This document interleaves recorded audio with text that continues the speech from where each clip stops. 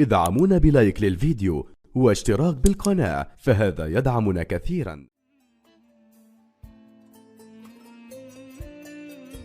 قالوا عادنا يا صاحب اليوم حي بعطيك من قاموسي والدفاتر عبر شوف كم لويت انا الدروبات لي واخذت كم عبره بدرب السفر.